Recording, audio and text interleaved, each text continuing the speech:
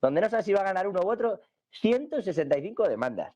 Quiero decir, o algo no funciona bien o el personal, como yo decía, se está preparando para poder decir, bueno, nos han robado. Nos han robado claramente, las elecciones no iban bien por ahí. Me vais a permitir que salude hoy a Giuseppe Liberati y a Jesús López Almejo. Giuseppe Liberati, experto en geopolítica y en energía. Ahí le tienen en sus pantallas. Está también Jesús López Almejo. Él es investigador de CONAGIT en México. Buenísimas tardes a los dos, ¿cómo estáis? Bueno, buenos días a ti, Jesús. Buenos días, buena tarde por allá. Buenas tardes a todos, un placer estar con ustedes. Gracias. Ahora, Giuseppe, ahora hablaremos de Giorgia Meloni en Líbano, que la cosa trae cola. La fotografía ya se va a volver famosa. Es verdad que es la única europea que va para allá, pero bueno, ahora hablamos de este asunto. Pero os preguntaba yo, por esos estados norteamericanos, por esas 165 demandas, permitidme que empiece por las elecciones en Estados Unidos. No queda ni un mes y en lugar de estar buscando el voto, la cosa está siendo tremenda. Ahora está siendo ahora mismo, si no me equivoco, está Donald Trump en una presentación con jóvenes latinos respondiendo a las dudas del voto latino. Kamala Harris, antes de ayer, intentando hacerse con el voto de los empresarios, que por intentar disimular un poco que iba por los empresarios y hacerse un poco más esa parte demócrata, decidió decir los empresarios negros, pero casi al final ya, a proponer medidas. Perdónenme, pero es que fue así. Yo no sé en qué están ya los candidatos, pues creo que son una de las elecciones más extrañas que recuerdo, en las que están intentando no hacerse excesivo daño, en las que los mítines ya no van ni contra el otro, son como en voz alta, simplemente para tu parroquia, no quieres convencer a nadie, estás a tus propias cosas e intentando simplemente que tu propio electorado te crea a ti y vaya por tu película, pero estás olvidando por completo lo que hay alrededor. Entre otras muchas cosas, porque ambos partidos proponen normas y regulaciones absolutamente proteccionistas para los próximos años en Estados Unidos en contra del comercio global y están cómodos con eso. Pero esto es así, como la famosa Inflation Reduction Act, la ley de la reducción de la inflación, que está ya en marcha. Pero con esta tesitura, que ya lo que estemos hablando son de demandas contra el sistema electoral, yo no sé quién quiere empezar, si Giuseppe o Jesús. ¿Cómo estáis viendo vosotros esta extrañísima carrera electoral? Jesús. Bueno, pues primero que nada, les saludo. Mucho gusto estar nuevamente aquí con ustedes. Mira, José, estamos viendo una faceta más de la trayectoria de Estados Unidos en lo comercial, porque lo quiero dividir en lo comercial, en lo político y en lo militar. En lo comercial, históricamente, cuando Estados Unidos se ve superado por sus aliados o por sus adversarios, en las reglas de juego comercial, el libre comercio, que por cierto ellos impulsan incluso a base de guerras, pues luego recurren estratégicamente al proteccionismo con aranceles y también con la revisión de acuerdos comerciales, como pasó con México y con Canadá, cuando llegó Donald Trump, que incluso pues amenazando o imponiendo aranceles al acero, al carbón y a otros sectores estratégicos, incluso José, combinando temas de las agendas, en donde históricamente, pues si tú tienes un problema con Estados Unidos en materia automotriz, pues solamente en ese tema se dirime, pero Donald Trump empezó a revolver migración, seguridad, etcétera, comercio en múltiples sectores. Y eso pues ha generado dos cosas: o que te retires o que te sometas. Pero cuando tienes una economía tan interdependiente, no te puedes retirar, pero tampoco te puedes someter, y eso genera una muy importante pérdida para negociadores y para comerciantes de ambos lados de la frontera, en el caso de México. Y esto, por supuesto, hace que se pierda competitividad y que otros polos gravitacionales, como en este caso en Asia, cerca de China, empiecen a pesar más que en este lado del mundo. Y eso, bueno, pues también incluye a lo que se conoce como el occidente colectivo, porque entonces tanto Donald Trump como Kamala Harris, que además son pésimos candidatos, y además las propuestas que tienen efectivamente son propuestas que pretenden pasar por encima del marco jurídico internacional, en este caso ahora en el derecho internacional privado. ¿Y por qué digo lo siguiente? Cuando digo pésimo, Donald Trump, por ejemplo, ahora se están burlando los demócratas, la campaña de Kamala Harris, de que recientemente, hace un par de días, dijo que los demócratas no querían permitir las vacas y las ventanas en los edificios y que los demócratas estaban locos porque querían incendiar Estados Unidos. Nunca pudo explicar a qué se refería y entonces le están diciendo que tiene demencia senil. Justamente la estrategia que Trump utilizó contra Biden al llamarle Sleepy, de que tenía lapsus brutus y que no estaba consciente del lugar que pisaba por la demencia senil, pues ahora se la están invirtiendo y dicen Trump cada vez más dice disparates a consecuencia de que no está consciente. Entonces, están bajando, digamos, estas expectativas y más allá del votante duro de Trump, no tiene o parece no tener demasiados electores dispuestos a darle el voto de confianza. Pero luego los demócratas le ponen a la peor candidata que puede haber en la historia de Estados Unidos del Partido Demócrata, floja, que no hila dos ideas de manera consistente, pero que además, bien lo decías hace un momento, en su campaña ha estado hablando de seguir el proyecto de Joe Biden, de aumentarle los impuestos a los más ricos y a los más prósperos de Estados Unidos, y después, al momento de reunirse con ellos, pues tiene que ceder y hablar de proteger las industrias para que ellos se recapitalicen, pero luego, por ejemplo, con las minorías, por ejemplo, los hispanos, Kamala Harris de pronto le salió el Trump que lleva adentro y vuelve a hablar del muro en la frontera, vuelve a hablar también de reparar el quebrado sistema migratorio. Luego con las minorías árabes, pues les dice que Israel tiene derecho a defenderse. Y luego con los chinos, desde China han emitido comunicados desde el Ministerio del Exterior de China diciendo que los demócratas son trumpistas sin Trump, porque no han sentido cambios a las políticas que les heredó Donald Trump. En ese sentido, pues, sí se pone muy complicado en Estados Unidos, porque al parecer lo que veremos en noviembre, pues va a dirimirse en los tribunales nuevamente. Es decir, no habrá una elección mientras esté Trump presente, no habrá una elección que sea, digamos, institucional y que en términos, pues como históricamente se han ido resolviendo, se resuelvan. De tal suerte, pues, que gane quien gane, vamos a ver, sobre todo en estos estados péndulo, como bien lo dices, los estados péndulo para la audiencia que nos ve son aquellos en Estados Unidos en donde en una elección la gente vota por un candidato de un partido y en la siguiente elección votan por otro, es decir, que no están casados, como por ejemplo los californianos que en las últimas 3 décadas han sido más proclives a apoyar al Partido Demócrata y en Texas, por ejemplo, más proclives a apoyar al Partido Republicano. Los estados péndulo, como Pensilvania, por ejemplo, Iowa, estos van cambiando de partido dependiendo de la elección y el contexto histórico, y por eso me parece que en esos lugares es donde más problemas puede haber en términos legales si una de las dos partes se inconforma, José. Bueno, es que de lo que estás comentando se deduce que en esta época al americano medio ya le han insuflado el miedo externo. Quiero decir, como aquello que vienen los rojos, ¿no? Que vienen los rusos. De aquella Guerra Fría, pues ya tienen el miedo dentro y entonces hasta los demócratas terminan hablando de proteger lo suyo, ¿no? O sea, y si no proteges esto es que no eres americano, que es un poco lo que está ocurriendo en estas elecciones. Entonces, han dejado por completo de lado los problemas internos y se dedican a la crítica externa para afianzar su propio voto. O sea, está siendo una cosa tremenda. Y es verdad lo que dice Jesús, que puede que sean los dos peores candidatos en años en Estados Unidos, si no en su propia historia. No recuerdo una cosa con menos debate, con menos querencia desde hace... Bueno, yo no lo recuerdo. O sea, no, fíjate lo que te digo. Giuseppe, al respecto de estas elecciones, ¿cómo lo estás viendo tú? Bueno, gracias a Jesús por esta introducción. Hay varios niveles. Primero son justamente elecciones extrañas. En la primera vez, por ejemplo, que hubo un debate entre dos candidatos presidentes antes que fueran nombrados por las convenciones. Donald Trump y Joe Biden, ninguno de los dos sabía, cuando se encontró el primer debate, pasó antes que las convenciones de los dos partidos tuviesen lugar. Entonces eso significa ya algo rarísimo, algo donde la estructura americana se veía ya en la situación de crisis. Que ese debate haya empujado para que Joe Biden fuese, entre comillas, no tantas comillas, empujado afuera de la carrera, es reemplazado por Kamala Harris, que como decía justamente Jesús, es el peor candidato que podían inventar los demócratas, pero además es el peor candidato hasta interno de los demócratas. No ganó nunca una elección interna. En las primarias anteriores no había ganado elecciones.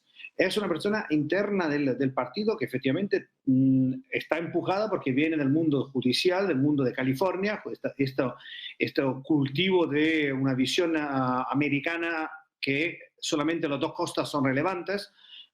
Lo he dicho en otras entrevistas, hubo en los últimos años, a partir de los años de Obama, la tendencia cada día más fuerte de hablar de flyover country. Entonces, todo el resto de Estados Unidos sirve solamente para juntar las dos costas, California y Nueva York. Los dos lugares donde lo mejor del mundo pasa ahí, en realidad nos dimos cuenta que son dos enormes burbujas Y hoy hay un tema enorme interno de migración interna entre los diferentes estados. Hablando de los casos judiciales que se están discutiendo, hay varias razones. Esas 165 demandas y la mayoría en estados bisagra, en estados péndulo, ¿no? Que comentaba. Claro. ¿Por qué están ahí? ¿Por qué están pasando en esos estados? Primero, evidentemente, porque son los estados más relevantes por las decisiones de las elecciones. Pero primero es que cada estado tiene su propio sistema de votación específico por ese estado que para elegir los grandes electores que después servirán para elegir el presidente. Entonces, las reglas en cada estado son diferentes. Es el sistema más federal que hay. Le hago el caso, por ejemplo, de dos estados que no son bisagras, pero son anecdóticos y son estudiados muchísimo en Estados Unidos, que son Nebraska y Maine, donde el Nebraska, que es el único estado unicameral, entonces hay una sola cámara, no hay Senado y Asamblea o la Cámara Baja, y entonces se mezclan todos los partidos, se mezclan los diferentes intereses, y en las elecciones presidenciales hay un colegio de todo Nebraska y dos colegios específicos para Omaha y para Lincoln. Son dos colegios diferentes, entonces hay un cálculo específico solamente para Nebraska. Similar pasa en Maine, donde hay dos colegios diferentes de todo el estado completo. ¿Qué significa esto? Esto primero es un punto fundamental, que cada estado tiene una lógica suya. Y por esto uno de los estados bisagras son así, porque evidentemente no hubo nunca una tendencia fuerte de posicionamiento de uno de los dos estados. California, como nombraba Jesús, es un estado que por los últimos años ha sido siempre más demócratas, casi un 70% demócratas, pero porque además los demócratas en el estado cambiaron las leyes para fortalecer la mayoría de las elecciones, la mayoría en las elecciones. Lo que pasa, otra cosa, es que tener en cuenta que hoy uno de los grandes debates entre los dos campos fue el debate de los IDs. Entonces, cuando nos parece absurdo en cualquier lado del mundo, pero en Estados Unidos es un debate, que alguien vaya a votar sin tener que mostrar su identidad. ¿Ustedes se imaginan en España ir a votar sin su DNI? En España, en Italia, en México, en Argentina, en cualquier lado del mundo. Hasta en Argentina, si uno no vota, pueden tener problemas judiciales que le pueden trabar las cuentas bancarias. Originariamente era así. Entonces, imagínense que en Estados Unidos no es necesario hacer esto. Además, en California, volviendo al famoso estado, hoy es ilegal para la persona que mandan, que controlan los precintos electorales, pedir ID a alguien, pero no solamente a elecciones nacionales, a todo nivel de elecciones, teniendo en cuenta el nivel de inmigración ilegal que hay en Estados Unidos, distribuido en varios lados. Evidentemente esto abre un tema de potenciales fraudes que lo vamos a hablar por años. Seguro que se va a hablar, ¿eh? En teoría, lo digo porque tampoco piensen que esto es que uno llega allí y vota. En teoría tiene uno un código. Cuando llegas con esto, tiene un código con el que le permiten la votación sin que nadie tenga que solicitarte ese DNI, sin tener que solicitarte una cédula o lo que sea. O sea, el código no está ligado a ningún documento oficial. Es verdad que puedo ir yo a votar. O sea, quiero decirte, si me deja el código, si Harris Williamson me deja su código, puedo votar yo. Sí, esto es así. Totalmente. Entonces no hay nada de certero. Es parte de algunas de las denuncias, por cierto, que han puesto los representantes del Comité Nacional Demócrata y del Comité Nacional Republicano. Porque a todo esto hay cosas en las que coinciden.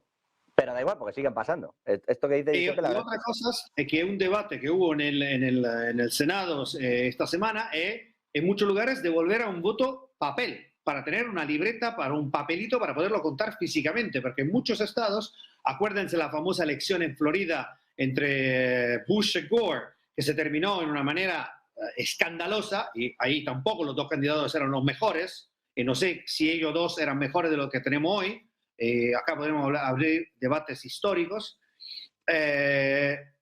Ahí también pasó esto. Entonces hay un tema de mucho empuje donde hay una desconfianza al sistema electoral completo. Pero esto no es solamente desconfianza al sistema electoral, es una desconfianza al sistema americano. Es una desconfianza interna. Es que no tiene sentido que termine valiendo su peso en oro, por ejemplo, ese voto en Nebraska, en el que solo están dos colegios y en el que ni siquiera identificas al votante, pero al mismo peso que Nueva York. Que tenga el mismo peso, claro. Entonces, pero al mismo tiempo, es razonable. Pero al mismo tiempo, la diferencia que tenemos con Europa y con otros países es que en Estados Unidos hay una movilidad interna altísima, donde cada ciudad es un laboratorio antropológico. Y ahí se van agregando la gente. Hoy, por ejemplo, las Silicon Hills de Austin, en Texas, tiene casi la misma cantidad de empresas que la Silicon Valley. Pero Austin, que es demócrata, tendencialmente demócrata, está en un estado republicano. Entonces hay valores demócratas, si queremos, más liberal, pero en un estado que es más cercano favorece el desarrollo del negocio. Por ejemplo, el caso de Texas, si quieren un día tendremos que hacer un estudio específico sobre Texas. Estoy disponible a hacerlo, siendo que viví ahí 7 años y he tenido varias relaciones.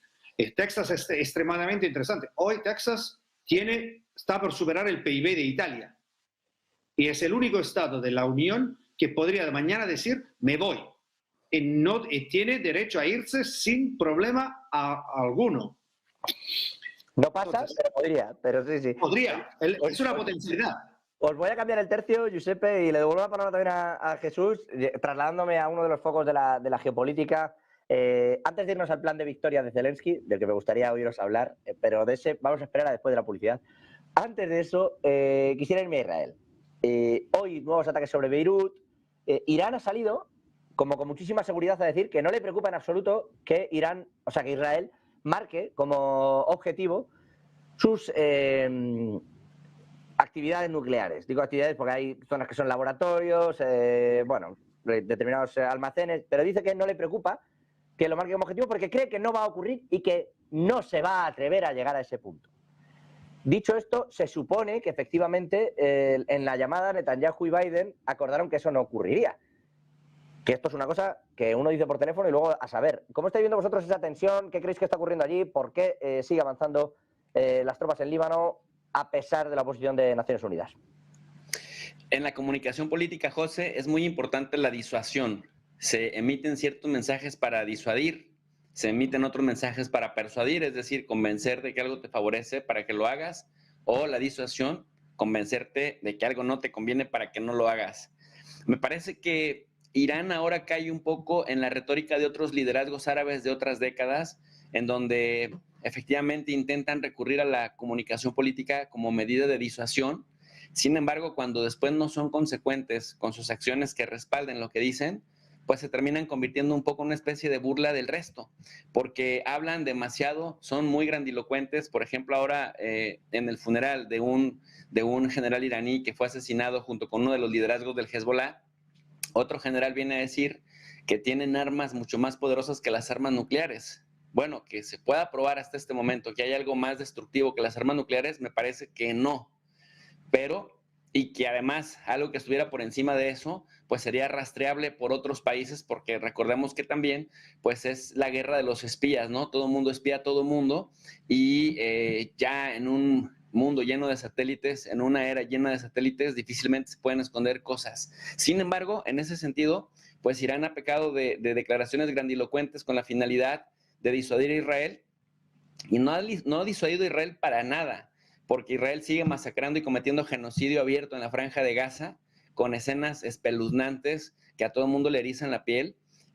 Lo que está haciendo en el Líbano, pues es la continuación de lo que hizo en la Franja de Gaza, pero peor todavía, porque ahora lo está haciendo a gran escala, incluso el enfrentamiento directo con las Naciones Unidas, eliminación de sitios históricos, arqueológicos que llevan más de 2000 años. Es decir, toda la lista de crímenes de guerra, de crímenes de lesa humanidad y de genocidio los lleva a cabo. Y como bien lo dices, a pesar de llamadas de Biden que intentan supuestamente, y digo supuestamente disuadirlo.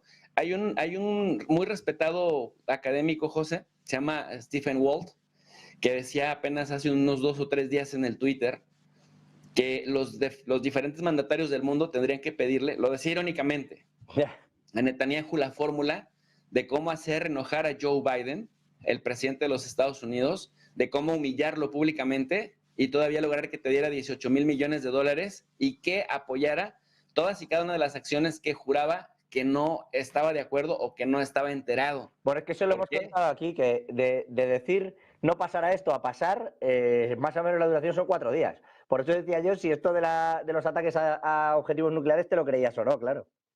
Claro, y lo cierto es que en este caso, pues el gobierno de Irán también en el pecado lleva la penitencia. Dicen que están listos para desaparecer a Israel cuando quieran, dicen que están listos para detenerlo, que están listos para contragolpear, lo que hemos estado viendo es que Estados Unidos está llevando baterías antiaéreas, armas más modernas ante la evidente falla del domo de hierro, muy famoso por costoso, muy famoso por frenar los ataques de Hamas y Hezbollah, pero obviamente algo que sí demostró Irán el 13 de octubre es que ya con un ejército serio, con un ejército con armas, con mejores armas que las que tira Hezbollah o Hamas, pues entonces sí evidencia las carencias, satura las baterías antiaéreas israelíes. Estados Unidos entonces empieza a llevar municiones, movilización de tropas, fragatas, portaaviones nucleares. Justo, ha hablado de un sistema antimisiles justo desde el mar y con operativos terrestres que va a permitir también ampliar la capacidad de Israel. O sea, directamente, en cuanto vieron eso, ha mandado ese apoyo. Efectivamente. Entonces, pero en términos de disuasión, que es evitar que cometas un error estratégico, pues no ha logrado nada, porque ni siquiera redujo los ataques en el Líbano, llevó a cabo la incursión terrestre, es decir, la disuasión por parte de Irán ha fracasado. Y me parece que si Israel ataca a Irán, y lo hace además en donde dijo que no lo haría porque ese es el patrón que ha mostrado hasta este momento, habría que buscar la explicación todavía en factores, digamos, o en poderes fácticos que pudieran verse afectados o pudieran verse beneficiados. Hasta ahora, digamos, esta tensión y este juego político que se traen, pues ha beneficiado al complejo militar industrial de Estados Unidos y también al complejo militar de Irán, porque es cierto que también en Irán una buena parte de la población no está cómoda con el régimen religioso, pero también es cierto que por otro lado están conscientes de que Estados Unidos e Israel buscan una oportunidad para repetir la fórmula Irak en Irán. ¿Cuál es la gran diferencia? Pues justamente el complejo sistema de armamento que han logrado desarrollar con tecnología bajo sanciones estadounidenses que también medio disuaden a Estados Unidos de que el costo podría ser muy alto, a diferencia de lo que pasó en Irak. Y por esta razón, pues tienes también un gran dilema por parte de estos. Pero ¿qué pasaría si atacas bases petroleras? Pues le pegas completamente a la economía mundial y si de por sí la hegemonía de Estados Unidos va en picada y parece que Trump y Harris se quieren encargar de todavía dinamitarla aún más, pues me parece que están pues ahí habiendo un cálculo, mi querido José, que en cualquier error pudiera acelerar todo esto. Bueno, cualquier error, yo siempre lo he dicho, prácticamente en toda la historia, cuando uno mira dónde hay un punto de inflexión y algo que era un conflicto local, entre comillas local porque ya es bastante gordo, pero se convierte en un conflicto históricamente o que la geopolítica, y no le hablo solo de las grandes guerras mundiales, que le llamamos, me hace gracia, guerras mundiales, a las guerras que nos competieron a los europeos. A veces se meten algunos asiáticos o tal, pero que la primera guerra mundial es de aquí, le hemos llamado mundial porque queremos. Pero el caso es que en realidad también en los grandes conflictos, hablo Japón, hablo conflictos en los que ha estado implicado Australia, lo que ocurrió en Vietnam, conflictos en Indonesia, siempre hay un punto en el que, yo no sé si Giuseppe, y con esto te paso también la palabra, hay un tarado que da un paso más que no se esperaba y que no tiene vuelta atrás. Y entonces la vuelta atrás son miles de muertos. Claro, con Netanyahu al frente y dado lo que está ocurriendo, tienes luego a Galán, tienes a un montón de gente ahí que más o menos se está aguantando las riendas. Pero en algún momento alguien puede perder. No sé si, Giuseppe, tú ves que... No, claro, sí, desarrollamos un punto y quiero reempezar, tomo esto y reempiezo sobre el punto que decía Jesús al inicio. En la comunicación, sobre todo a nivel internacional, hay un otro nivel también de conversaciones, que es el conversación de hacer pasar mensajes que el grande público no quiere, no puede, no debería recibir. Lo que está pasando hoy es que efectivamente Irán mostró, aún sin haber lanzado múltiples misiles balísticos, la cacofonía en la comunicación de los mandos más altos, que efectivamente tiene un problema interno. Es un problema interno a nivel de liderazgo, Khamenei está en una situación bastante compleja porque su reemplazo podría ser su hijo, que era tenía como concurrente principal, como competidor principal, Raisi, que se murió en un ataque de helicóptero. Y nunca se habló de un ataque sionista o de un mártir del imperio sionista. Entonces, hay algo interno al sistema. Eso se descartó, ¿eh? O sea, fueron ellos mismos los que efectivamente dijeron... Eso es, sí. Ellos mismos. Tenemos en cuenta que la muerte de Hainai no fue en una de las unidades más protegidas de los Pasdarán, que Nasrallah no podía ser, no lograban los israelíes llegar a Nasrallah de ninguna manera hasta su entorno propio, y él mismo no tenían los buscas que explotaron. Entonces sabían, era una hiperprotección alrededor de Nasrallah. La única manera para llegar es que tenían informaciones internas del sistema desde Irán. Hay una parte mayoritaria de Irán que no apoya el sistema de los ayatolá, el sistema árabe. Los iraníes no son árabes, son persos. Y la gran diferencia, justamente Jesús hacía el paralelo con Irak, pero la gran diferencia con Irak es que en Irak había tres etnias muy definidas. Había una parte chiita, entonces que era mayoría, pero controlada por los sunnis, que era la parte del partido Baath de Saddam Hussein, más la parte copta, entonces la parte católica en el norte, Mosul, y sin no tener en cuenta otro pueblo de quien nadie habla en este momento, que son los kurdos. Los kurdos están en una situación mucho peor de los palestinos, en una condición a caballo de países que nadie les interesa, nadie le habla de ellos, pero Turquía, Siria, Irán e Irak, en la zona donde están los kurdos, con muchísimos problemas. ¿Qué está pasando hoy? Porque hace algunos días, en otra entrevista con ustedes, analicé 4 escenarios. Había 4 escenarios de la posible reacción de Israel. 1, ataque a sitios nucleares. Eso lo desestimé porque para hacer esto había necesario para los israelíes de una infraestructura puramente americana, tipo los B-52, y la GBU, no me acuerdo ahora el código, que es una bomba especial que pesa 12 toneladas, 6 metros de largo, para poder activar esto. Y los Estados Unidos, la primera cosa que dijeron, no lo vamos a hacer. Entonces, los sitios nucleares ya lo podemos descartar. Primero. Segundo, ataque a sitios militares. La mayoría de los sitios militares iraní están bajo tierra o en las montañas. Entonces, sería atacar como atacar Suiza. Entonces, ataques que se vieron hacia la montaña se hicieron después del 11S. Claro, pero no lograron nada. Fundamentalmente, los logros no avanzaron. Los sitios petroleros. Volvemos a lo que estaba diciendo Jesús. Hoy los sitios petroleros fundamentalmente son dos. Es el hub, la terminal de la isla de Krak, donde hay el 90% del petróleo iraní se concentra, y la gran refinería a la frontera con Irak. La terminal de Krak se transporta con una flota fantasma, se llama así, fue Tanker Tracker, que es uno de los sitios especializados en el seguimiento de las petroleras a nivel mundial, que identificó estas 7 petroleras que después de haber pasado por varios países se perdieron rasgos en el registro internacional, y son las que hacen el transborde de petróleo. Ese petróleo, el 90% del petróleo iraní, hoy lo compra China. Para China, el petróleo iraní es equivalente al 15% de su necesidad de petróleo. Hoy un ataque a un sitio como este de parte de Israel significaría tener China en contra. Hoy China no está jugando el papel, está muy enojada los chinos están muy enojados con los iraníes, porque haber apoyado a los hutis bloqueó el flujo por Bab el-Mandab, entonces bloqueó muchísimo el tráfico mercantil chino. Y además lo hizo en pleno año nuevo lunar. Exactamente. Entonces le cambió completamente todo. Hay lugares, hay puertos en China donde los estaciones de contenedores no saben dónde ir. Entonces fue un gran problema de flujo de mercancías de China. Hasta esto, que hace 2 semanas, en un contencioso entre Irán y algunos de los Emiratos sobre algunas islas acerca de Hormuz, por la primera vez el embajador chino en Emiratos habló en favor de los Emiratos en contra de Irán, cosa que había sido siempre una situación bastante gris.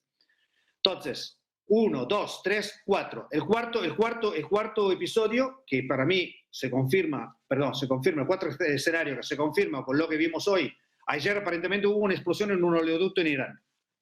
Israel está atacando. Silencio. Mayor silencio aún que con la muerte de Raisi.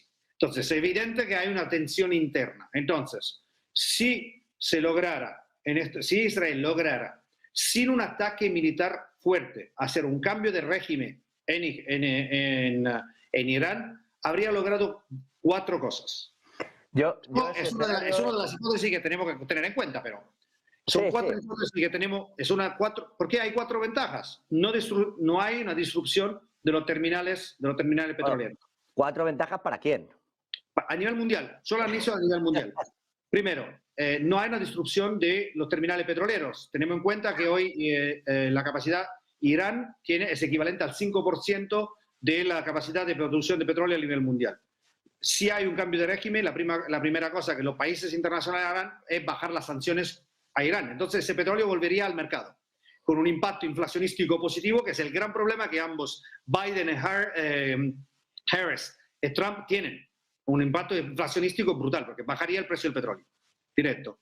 Uno, no hay un ataque a los sitios nucleares, entonces no se crea una ola nuclear. Y otra cosa que es relevante, los estados árabes sunitas, particularmente Arabia Saudita, estarían muy agradecidos a Israel de haber liberado un gran enemigo. Entonces se volvería a la negociación sobre los pactos de Abraham. Sí, pero... Es un escenario que no podemos descartar. No, si yo allí no descarto nada, vete tú a saber. Pero me resulta complejo imaginar a Khamenei cayendo de una forma tan, oscura, digamos. No sería Khamenei, puede ser su entorno, puede ser su entorno. Ya, pero bueno, al final tienes que cambiarle, ¿eh? Sí, claro, pero una de las cosas que pasó esta semana es que el hijo de Khamenei, que era una de las misiones que tienen todos los ayatollah, es ir para el mundo predicando, rezando y contribuyendo a la misión de evangelización según la visión chiita del Corán. Y de repente, cuando los ayatollah terminan esto, o porque hubo un problema de enfermedad, o porque están por tomar un cargo más alto. El hijo de Khamenei, hace una semana, digo que él interrumpía su actividad de proselitismo a nivel internacional. Entonces, hay cambios en el sistema iraní, están pasando cambios. Están pasando cosas, pero yo no sé si lo veo eso tan claro. Voy a tener que parar un minutito para la publicidad y enseguida volvemos. Me queda Meloni y me queda el plan de la victoria. Jesús, un minuto y empezamos contigo. Hasta ahora.